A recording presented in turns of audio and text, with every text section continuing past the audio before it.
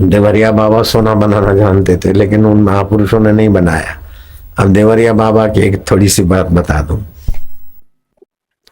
गंगोत्री से गंगा निकलती है, यमुनोत्री से यमुना जी निकलती है। तो यमुनोत्री में कहीं एकांत में बाबा रहते थे। कुछ साल एकांत में रह के बाबा को हुआ के चलो अब यहाँ ठंड पड़ती है, यमुना जी जहाँ जाती है वृंदावन आदि, उस रास्ते में कहीं बजरे में काशी में कहीं भजन करेंगे। देवरा बाबा यहाँ हरिद्वार में भी रहे हुए थे, मैं उनसे मिला भी था। उनके बजरे में भी मैं गया था। नाव में किसी को आने नहीं देते थे, ज्यादातर कोई कोई साधु को आने देते होंगे। तो उनका कोई वहां भगत हो गया, साथ में चले। तो यमुनोत्री से जब नीचे इधर को आ रहे थे तो उस भगत ने देखा कि कुछ इलाके में बकरियां चर रही है, बकरियों के पैरों में लोहे के खुर लगे हुए, लोहे के जुराब मान लो, जो भी आप बोलो। बाबा ये क्यों? बोले यहाँ कहीं पारस है। तो कौन कहीं पारस होता तो बकरी के पैर में जो लोहे का ही चढ़ा दिया गया है वो सोने का बन जाता है, तो इन पहाड़ियों को सोना मिल जाता है। वो भगत ने क्या करा कि एक लंबी रस्सी ली और लोहे के टुकड़े टुकड़े टुकड़े कहीं जहां से मिले बांधा, बाबा की सेवा करता, और जब चलने को होता तो बाबा जी आगे ये पीछे, और वो रस्सी लंबी लेते हुए घसीटते। ऐसे करते कहीं कहीं उसको वो जो लोहे के टुकड़े सोने के हो गए। तो आधा सिर पौना सिर लोहा में से सोना हो गया उसका। तो एक दिन बाबा का ध्यान गया, बोली खड़खड़ खाए क्या थी? अरे बोले बाबा मैंने भी सोना बना दिया है। बाबा ने देखा, अरे इतना सारा, अब या तो तू मेरे पास रहेगा या तो सोने के पास। ये सब माया नहीं चाहिए, ये तो भुलावे में डालती है। या तो इसको यमुना जी की चीज यमुना जी में डाल दे, या तो तुम तो तेरे रास्ते जा, मैं मेरे रास्ते जाऊं। दो नाव में पैर नहीं, एक तो मुफ्त का माल और दूसरा साधु का संग नहीं। या तो साधु संग में साधु बन के रहे, या तो फिर जाओ मुफ्त का माल। तो उसने फेंक दिया, फेंक तो दिया महाराज। ये घटना है 1857 की। यमुनोत्री से बाबा नीचे को इधर को आ रहे थे, लोभी शिष्य। लेकिन मन में लोभ बना रहा। बाबा ने कहा तू मेरे पास तो रहता है लेकिन पूरे मन से नहीं रहता। बोले बाबा सच्ची बात है, मैं पूरे मन से नहीं रहता हूं। मेरे को लगता है कि हमारा नाम भी थोड़ा सोना बनाना, थोड़ा सोना बना इकट्ठा हो, भंडारा करें, साधु संतों को खिलाए, अच्छे काम करूंगा। अरे बोले ये रस्सी वस्सी बांध के कब तक भटकेगा? मैं तेरे को बता देता हूँ विद्या।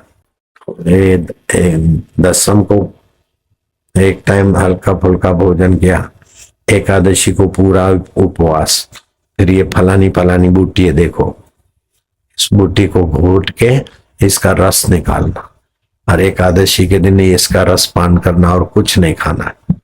और द्वादशी के दिन पित्तल गरम करके एकदम पिघला दिया, उसमें तू लघु शंका करेगा तो वो सोना बन जाएगा।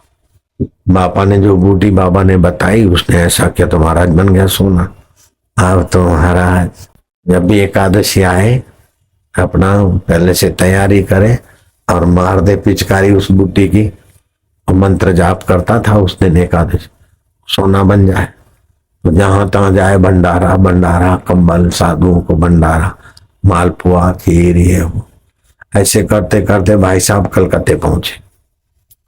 कलकत्ते पहुंचे तो अंग्रेजी शासन था 1857, 1880, 1947 तक उन्हीं का था। कलेक्टर ने देखा कि साधु बाबा इतना दान पुण्य करते हैं तो क्या ये जासूस हैं, क्या है, कहां से पैसे लाते? उसने कहीं आय का स्रोत नहीं और खर्च खूब करते हैं, अपने आदमी लगा दिए। कोई आय का स्रोत तो मिलता नहीं, कोई सेठ साहूकार या कोई विदेशी, ऐसा कुछ है नहीं। आखिर कलेक्टर ने उस बाबा पर दबाव बनाया कि आप सच बताओ कि कैसे लाते हो, नहीं तो फिर हम थाने में आपको जेल में भेज देंगे। साधु बताना तो नहीं चाहता था देवरा बाबा का। देवरा बाबा का नाम सुना है तो हाथ ऊपर करो। हाँ, मैं तो दर्शन भी किया 2 बार अच्छी तरह से, उनके बजरे में भी गया 1 बार। अभी भी उनका वृंदावन में छोटा मोटा जगह है, जा रहते थे उसके। तो अभी तो जगह तो शिष्य लोग बना लेते हैं, बाबा तो बाबा थे, बाद में तो कोई कुछ भी बोलो। महाराज वो बाबा, तो शिष्य को पकड़ लिया कलेक्टर ने, बोले तुम सच में? तो उसने बोला ऐसे ऐसे है, और मैं एकादशी का व्रत करता हूँ और लघु शंका पिचकारी मारता हूँ, पेशाब कर लेता हूँ, उस बूटी खा के दूसरे दिन पेशाब करता हूँ, पित्तल सोना हो जाता है। वो कलेक्टर तो अंग्रेजों का कलेक्टर था, बोले हमारे सामने करो।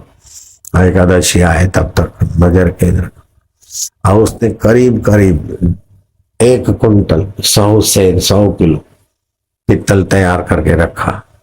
और उदयभरा बाबा ने एकादशी के दिन व्रत रख के वो जो बूटी पी थी 12 को सुबह सुबह, जय गुरु महाराज, महादी पिचकारी तो महाराज बन गया सोना। अब उस कलेक्टर ने जॉर्ज पंचम को समाचार दिया, यहाँ के साधु मुतते हैं तो सोना बन जाता है, इधर तो ऐसे लोग हैं। जॉर्ज पंचम ने कहा उस साधु को इधर ले आओ।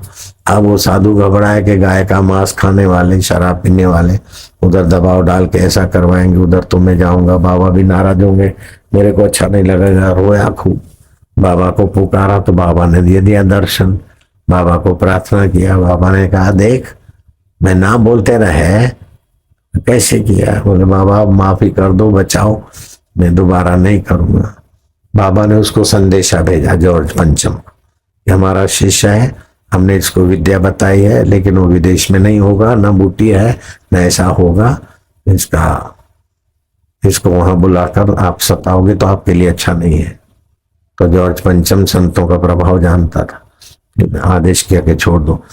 तो वो कथा के अनुसार जिस पुस्तक में लिखा उसके अनुसार वो 100 किलो सोना जो साधु के बूटी से बनाता है या पेशाब से बनाता है, वो अभी भी वहां अजायब घर में है, ऐसा उस ग्रंथ में लिखा है। मेरे पास दूसरा कोई इसका प्रमाण नहीं है, ग्रंथ के आधार पर बोला, लेकिन ये होता है ऐसा तो मेरा मन मानता है। इससे भी और भी कई गाथाएं हैं ऐसे गोरखनाथ के जीवन में और सिद्ध पुरुषों के जीवन में।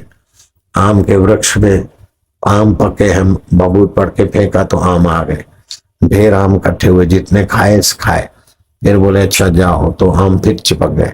ऐसा भी ये है योग विद्या की उपासना की दुनिया में होता है। लेकिन ईश्वर प्राप्ति के बिना ये सब छोटी छोटी चीजें, साधारण संसारी की अपेक्षा ये तो सिद्धियां बहुत महत्वपूर्ण है, और इन सिद्धियों के आगे भी हनुमान जी की सिद्धियां बहुत बड़ी थी।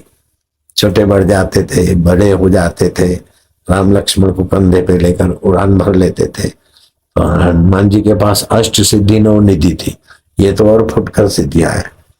तो ये सब है, शास्त्र भी सच्चे हैं, मंत्र भी सच्चे हैं, सिद्धियां भी है, लेकिन परमात्मा सुख, परमात्मा शांति, परमात्मा साक्षात्कार जहां मैं आपको ले जाना चाहता हूं, जहां मुझे गुरु जी ले गए, मैं तुमको उधर ले जाना चाहता हूं। उसमें थोड़ा समय लगे, लेकिन रसमय जीवन हंसते खेलते। नारायण हरि।